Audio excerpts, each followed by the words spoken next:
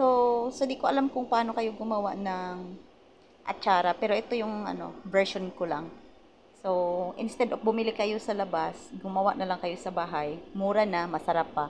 And timing, itong papaya ko, bigay lang to ng father-in-law ko. So, nakagawa ako ng atsara. So, ganun, nakita nyo gaano kalaki yun?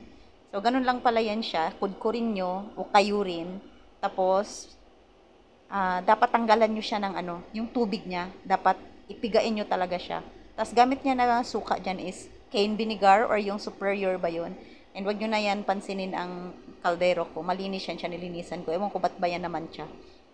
So nilagay ko dyan is brown sugar lang. Tapos brown pepper. Tapos asin.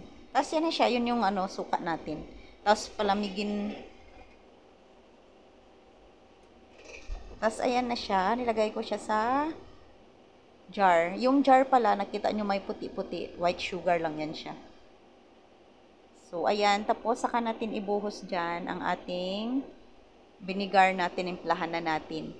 Tapos, wag nyo muna siyang takpan after nyong ibuhos yung mainit na vinegar kasi mag-moist yan, masira siya.